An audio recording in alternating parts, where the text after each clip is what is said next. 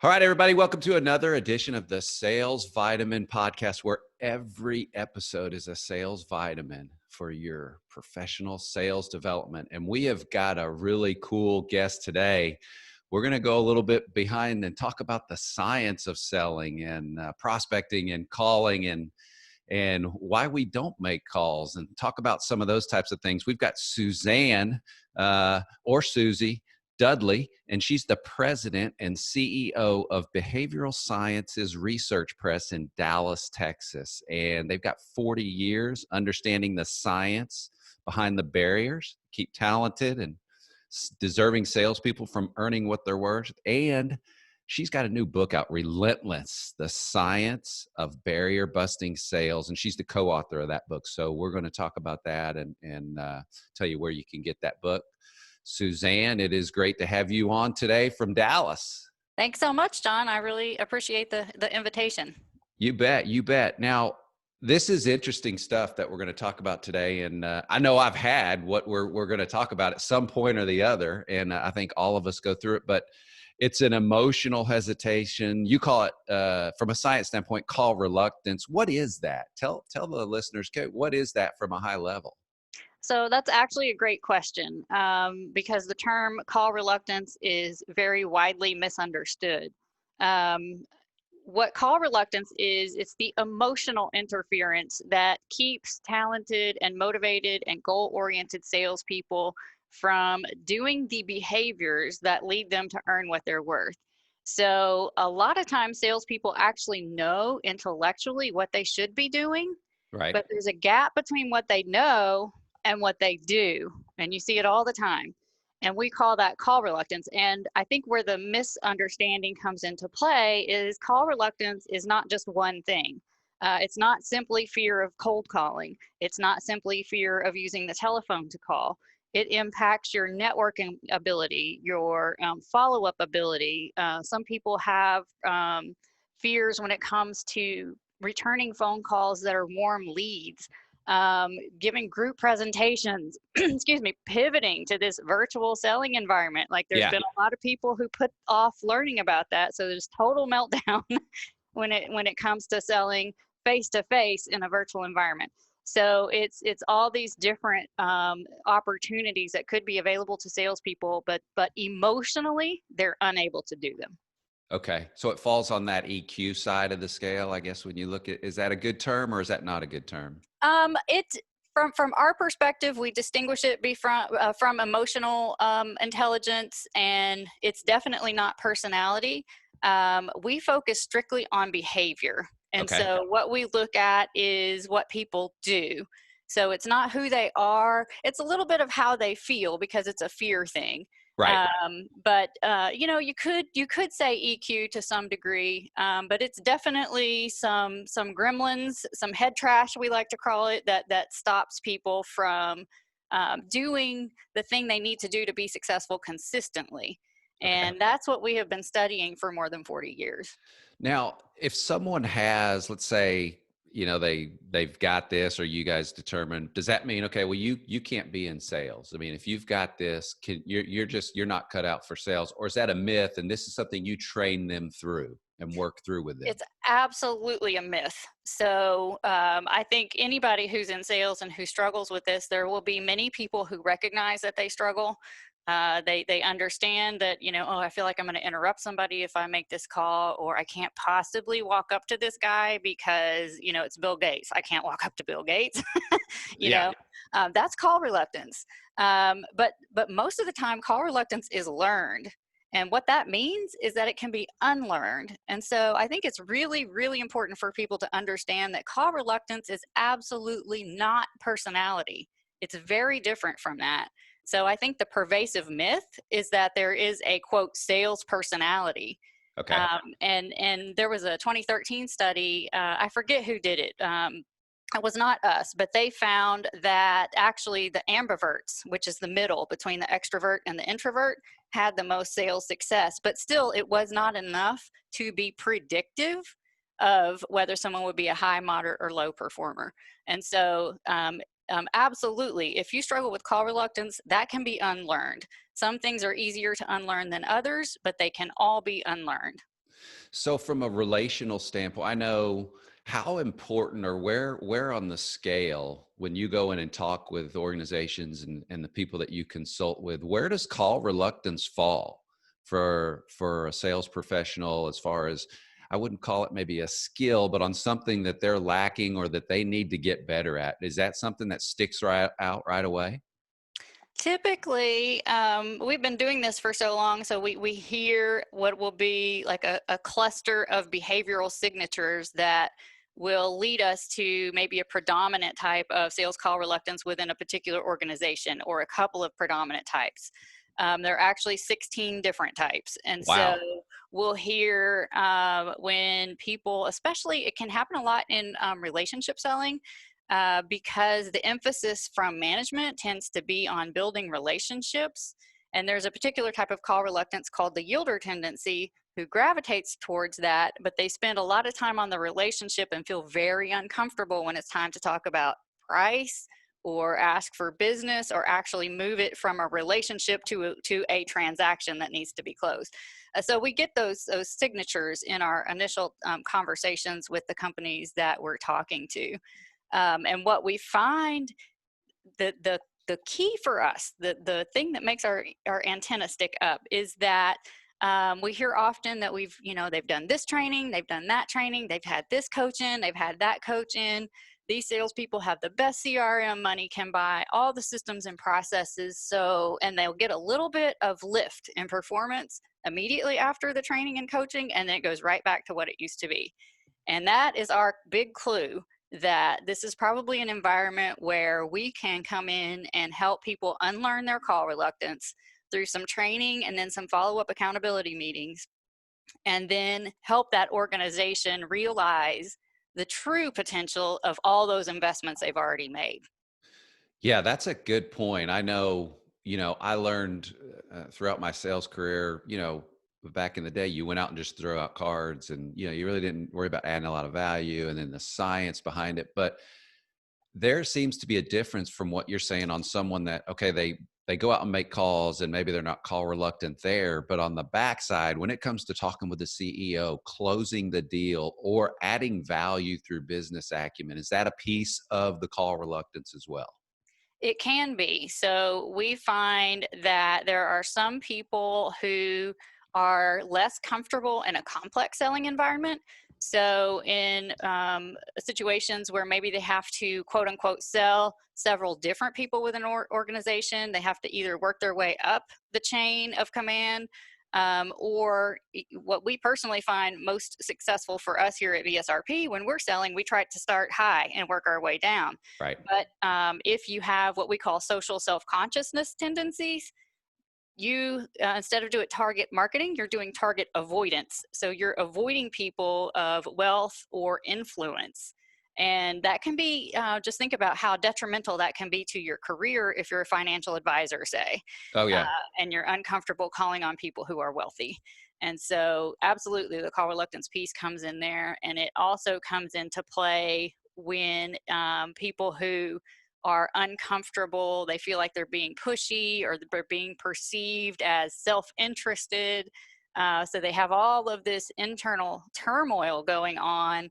That affects them with almost every call that they make, whether it's walking up to somebody in person or making a telephone call. They're always struggling with that. Yeah. And from a prospecting standpoint, and this is the stuff y'all do is fascinating. The science behind, because a lot of people don't look at professional sales as, you go out and make calls and you just kind of wing it. It is a lot more than that. But the prospecting piece of it, how does that get? What makes it so difficult or a stressful situation for the salesperson from a behavioral standpoint? Right. So what happens is they probably, even without realizing it in a lot of cases, talk themselves out of making that call. Because let's just use a phone call. And if you think about it, there is nothing inherently life threatening about picking up a phone and making the call, right? Right. I mean, especially if they're nowhere near you, they can't come get you. Yeah. You're not going to die. And here, your body moves into this fight, flight, or freeze mode. And so that's a significant disconnect, or what we call some bad wiring, where at some point, for whatever reason, prospecting got associated with needing, like, trying to save your life. So you're talking yourself out of making this call, or making it a hazardous situation. And so that cuts off the prospecting.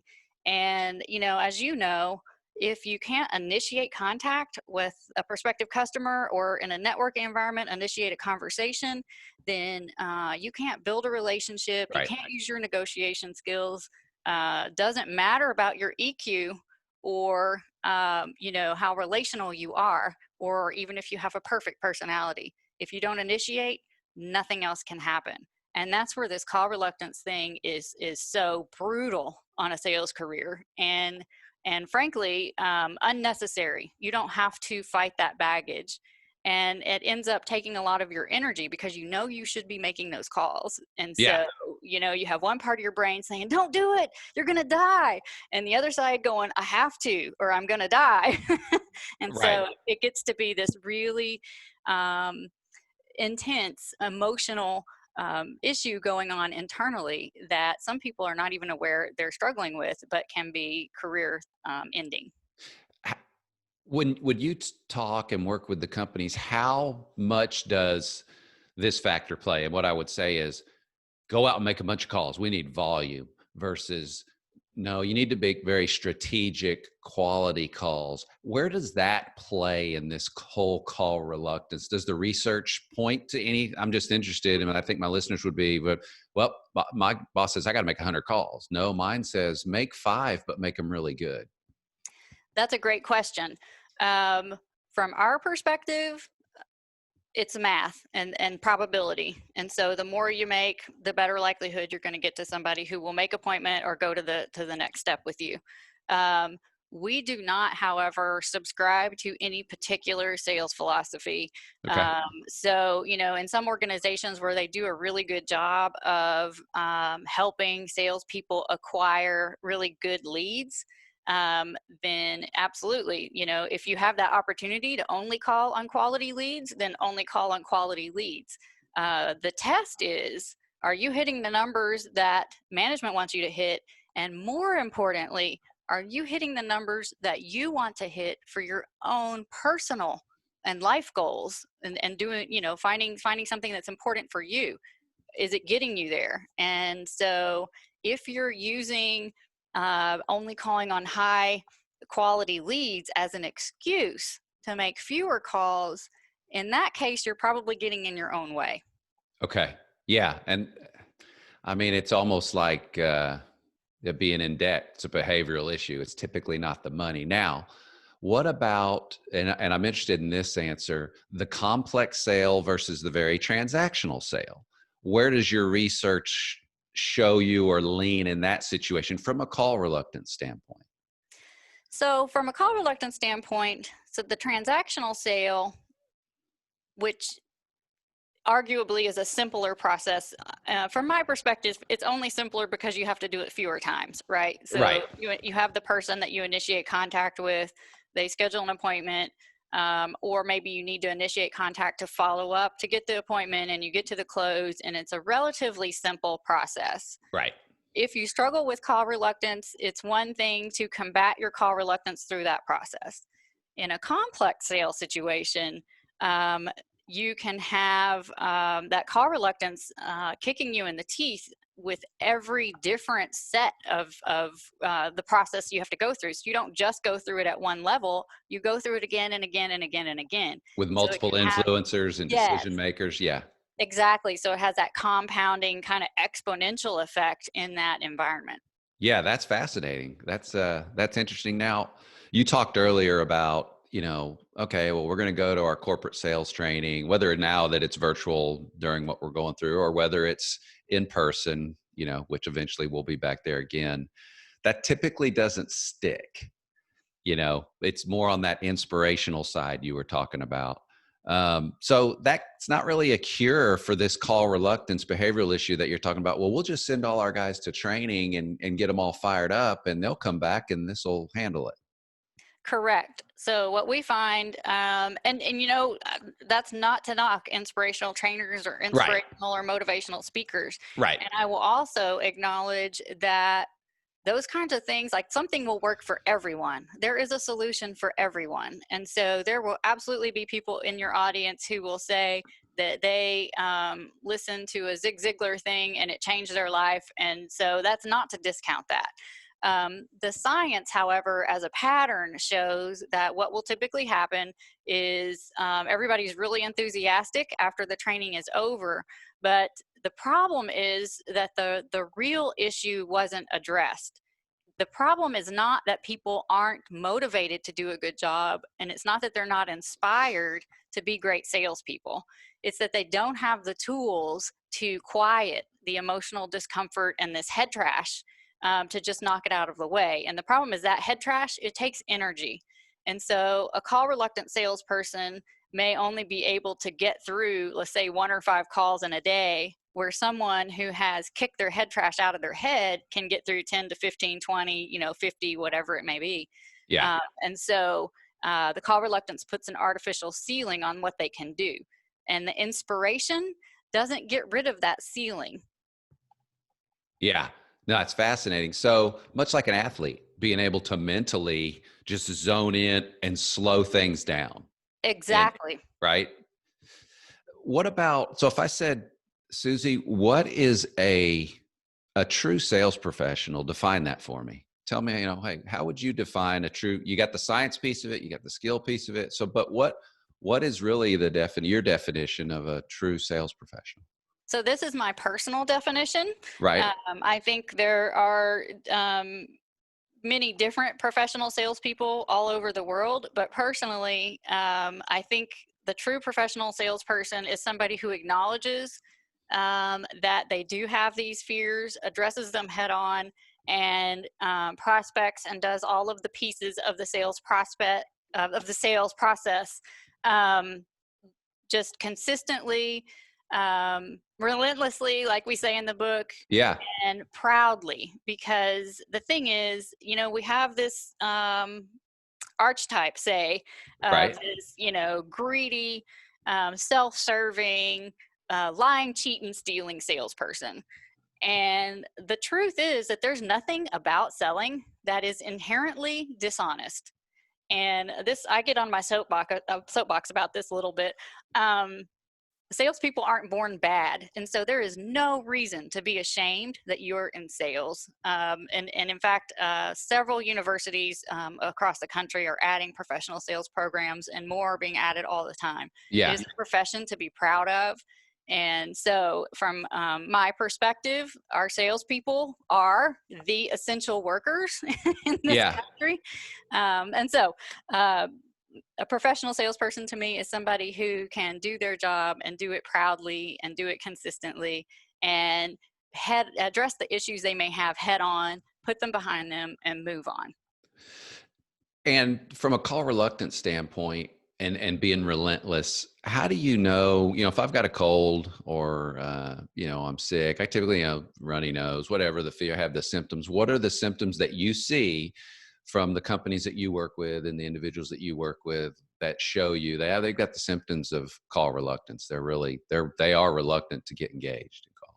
So that's a great question.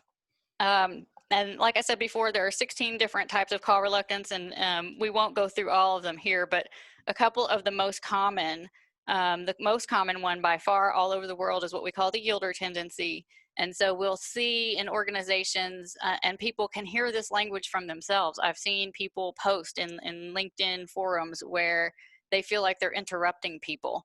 If you're telling yourself that you can't call because it's almost lunchtime, or that you can't call because it's towards the end of the day and nobody wants to get a call like that, I would challenge you. You haven't talked to everybody yet, for one thing, and that may be the only time of day that I am available to take your call.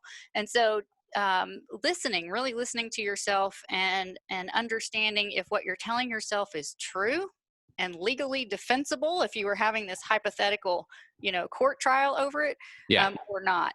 And so another one, second most popular type of call reluctance is what we call the over-preparer tendency. And this happens to be prevalent among the more technical professions. And so at Behavioral Sciences, we are full of technical experts here. Right. And this is one we tease ourselves about continually.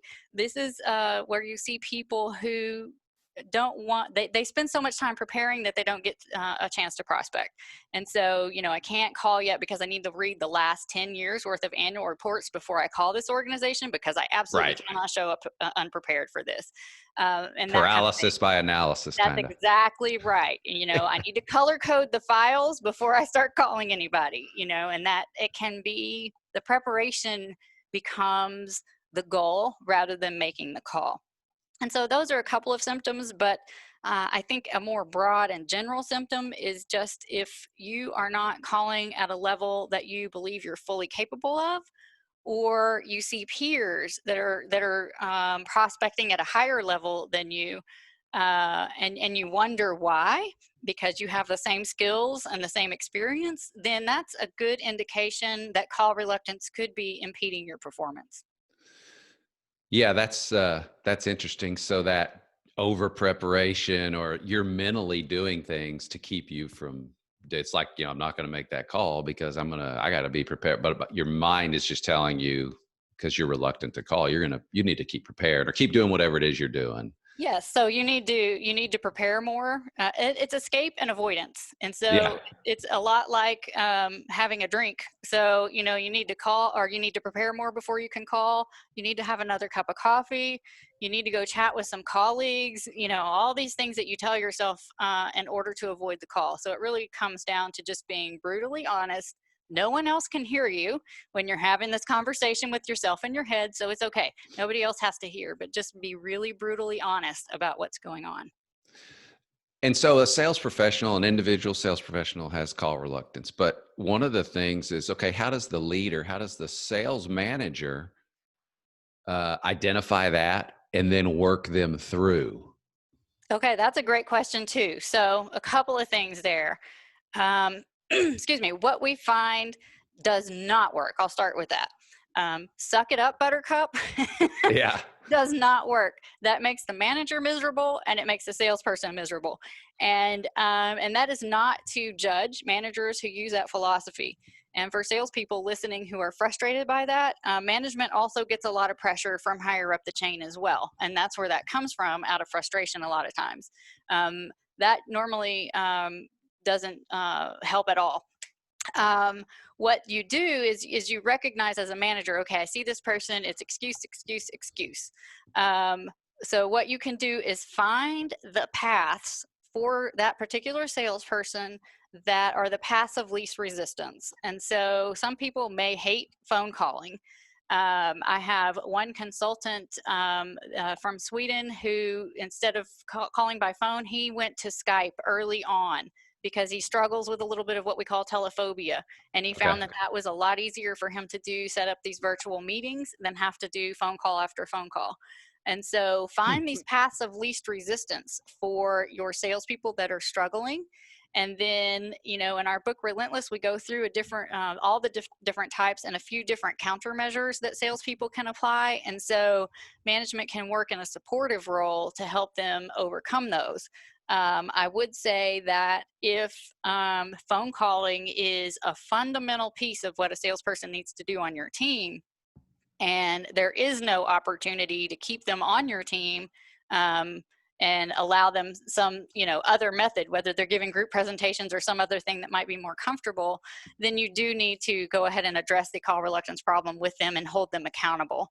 And so I think path of least resistance, if that's possible, to support them, but also hold them accountable for shoring up those weaknesses over some time frame. Yeah, that's again, from the science and the behavior standpoint, it seems so common sense, because I'm listening to you and I'm like, well, I do that. I take the path of least resistance, not only in sales, but in everything. So it just seems so common. But so another question is, there's boom times where we're doing, it's easy to be a great sales guy or girl when times are good. That's the easy part. But when times go bad, or times are slow, that's when it can be tougher. Do you see in the research a call reluctance pattern in any of those two situations? Yeah, so what we see is that when times are great, we actually have a call reluctance assessment that assesses all the different types and helps with some prescriptive paths to overcome them. And in good times, they're less people are less likely to use them in the pre-hire context because the unemployment rate was 3% before this pandemic. Right. And so, people were competing for really great salespeople. And so it was more about, bring on who you can and who will cost you the least to train out of the call reluctance. And what also happens in good times is people are just coming, the business is just coming in, and it's more than most salespeople can even accommodate. And Right. so, why did they need to worry about cold calling or, going to a networking event? There's just so much just coming in naturally. So, what happens? So, pandemic hits, the spigot is turned off. And now we're seeing where the call reluctance has been hiding all of this time. So, all of a sudden, um, nobody's coming in and people are still buying things, but it's a lot fewer people. And so salespeople absolutely have to be in front of those people consistently in order to quote unquote win in this environment. And so that's what we see is that now um, things aren't as easy as they were before. And so, you didn't even hear your excuses. You didn't have to worry about it because there was so much going on. And now, if you don't do consistent outreach, you're not going to be able to find enough buyers to fill your pipeline. Yeah, and I think that one thing that I've seen, and even in myself, if you're reluctant to use a Zoom or a Skype or something like that, and that kind of leads into the whole social media discussion because there's so many different modes that you can use, but where does that fall on the call reluctance pendulum, I guess, because if you're not comfortable with Zoom or a visual method of calling right now, I think it could be difficult. That's just my opinion, but No, you're absolutely right. Excuse me. And our director of research actually did a little pivot in March early on and focused solely on virtual selling. And so she's had some interesting research come out. And one of the things she said, she heard it from someone else, and I forget who, but it was really quite funny. She said there's two pieces to virtual selling: the virtual part and the selling part. yeah, And so she said, if you're uncomfortable with the selling before the pandemic, the virtual thing ain't going to help that. right. If you were uncomfortable with the virtual and you were okay with the selling, then you just need some skills and some practice. And I make it sound easy, but I mean, how much have we had to learn? There's Zoom, GoToMeeting, Skype, Microsoft Teams. And what I was telling her is that as soon as you figure out all the platforms and somebody has an update and all the buttons are in a different place. Yeah, And so some of that reluctance to jump onto the virtual bandwagon could just be feeling intimidated by the technology. And that is easily rectified by practicing. Find someone who will practice with you. And the other great point that Tralitha makes is that, this virtual stuff isn't going to go away. Ultimately, it's your client's choice how they want you to communicate with them. right. And what she asked a really great question. She said, do you want to be adamant and dug in to quote unquote old school prospecting techniques face to face or by the phone when your competitors have taken up this virtual option? Do you really want to be left behind as a salesperson, given the environment that we're in? And so online prospecting discomfort is one of the things that we measure on our assessment. And that gets the emotional piece. So there's a rational reason you don't do it, you don't know how, and then there's the emotional piece that Right. it freaks you out. So yeah, that's a really great point, and we are seeing a lot of that meltdown where I was fine going face to face, going to networking things, people who got to travel around and see all of their clients and prospects. Jumping into this whole new ball game Yeah. has been incredibly painful for some people. Yeah, that's it. That's interesting. When you look at whether it's Zoom or GoToMeeting, uh, if you've got a phone now, all of those are accessible with your phone as well. Yes. So, but social media, does your research? point to a lot of data from a social media standpoint, whether it be LinkedIn, Twitter, Instagram. And I know each company, has their own customer that hangs out in each one of those platforms that you got to really know where they're at. But what does the research say about social media and the call reluctance? So what we have found, and this was before the pandemic, but we did this, we replicated this study a few times. So we asked salespeople, what's the most effective way to sell? Was it face-to-face, over the phone, email, texting, posting posts on Facebook, Twitter, LinkedIn, or what have you? And 70% chose face-to-face and telephone. And so the rest of the, 70% said we need to have, and it had to do with direct and synchronous communication, if you will, like what we're doing now. And then 30% chose something else. And so we thought, well, that's interesting. What's going on with these 30%? And may not be any surprise to you to learn that the 30% who chose emailing and texting and posting things were the call reluctant. They had much higher levels of call reluctance.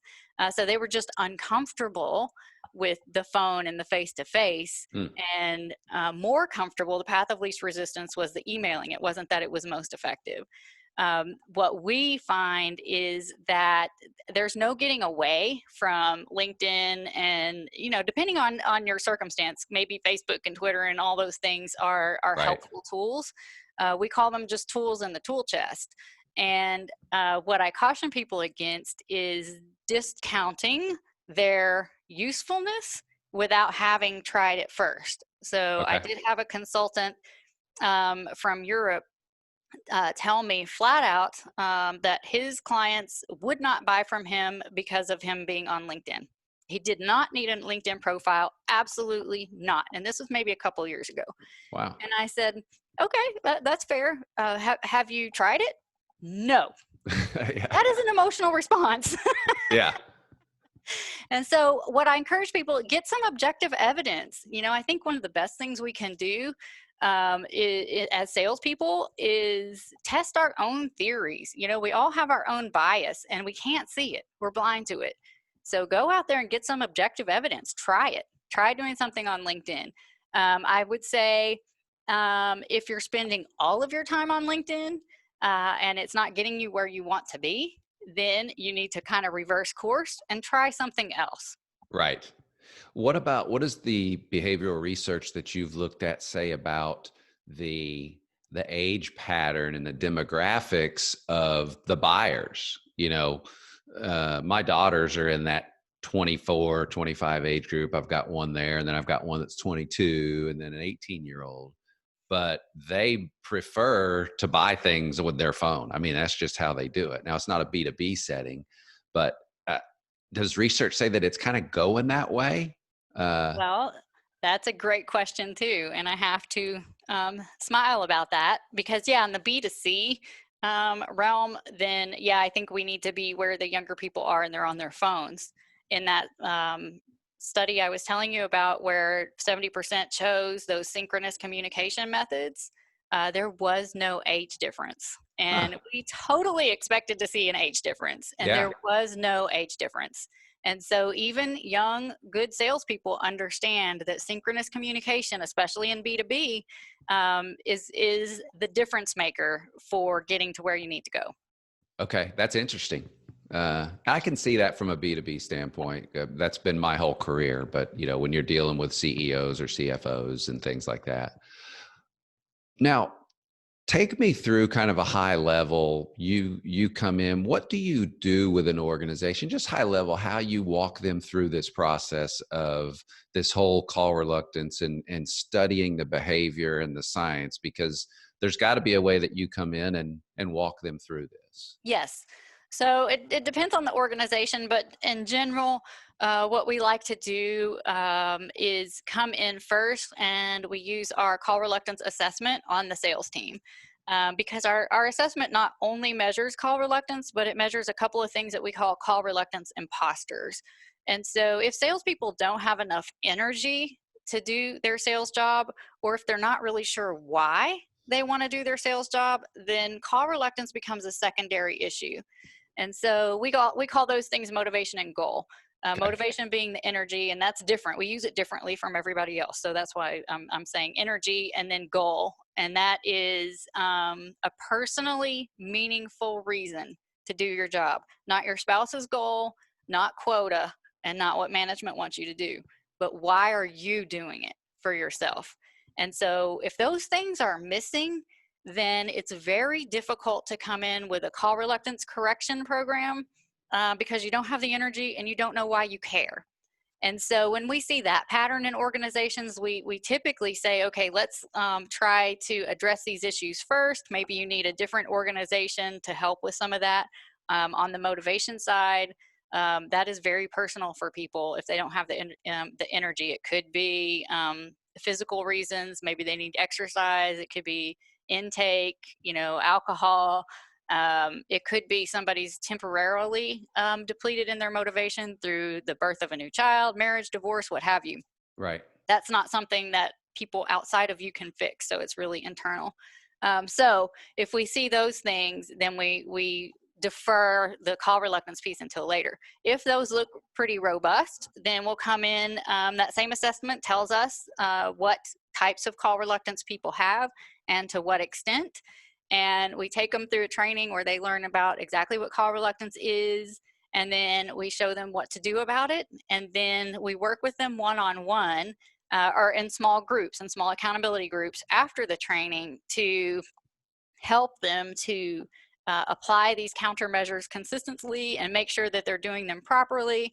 We use a rubber band at one point, and people get confused and think that's punishment. And Yeah. no, you're not zapping because you were bad. That's not what we mean.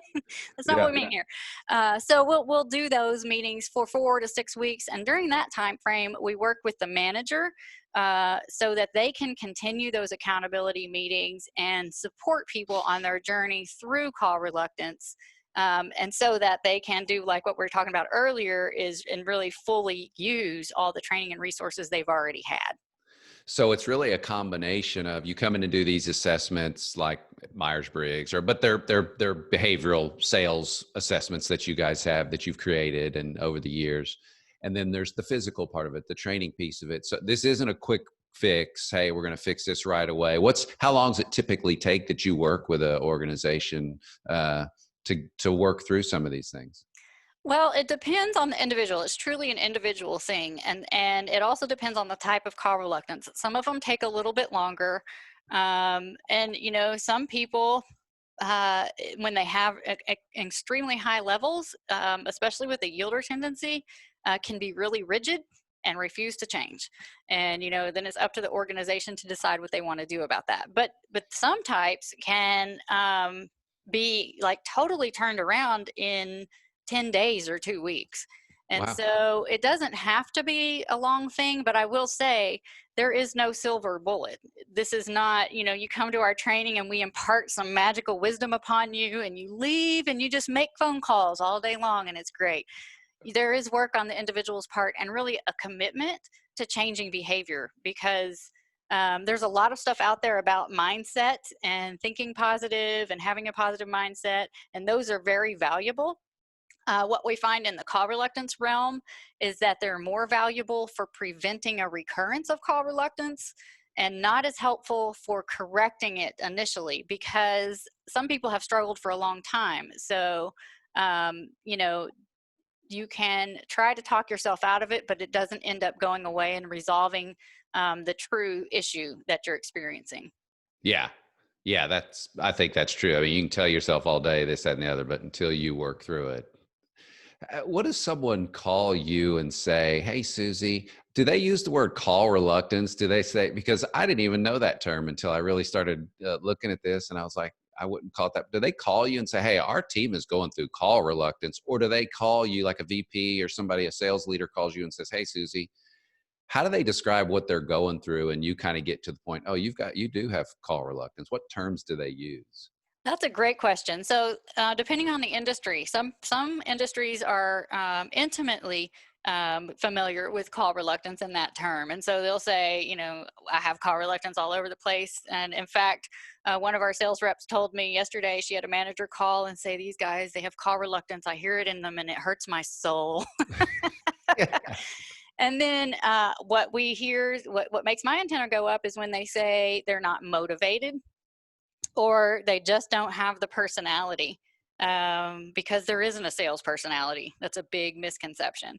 And so those two things make me ask questions about then behaviors. So, okay, so they're not motivated, or they just don't seem to have the sales personality. Or another thing that they will say is, I've got this one guy and he's just knocking it out of the park. And I don't understand why the other 5 people on the team aren't doing what that guy's doing.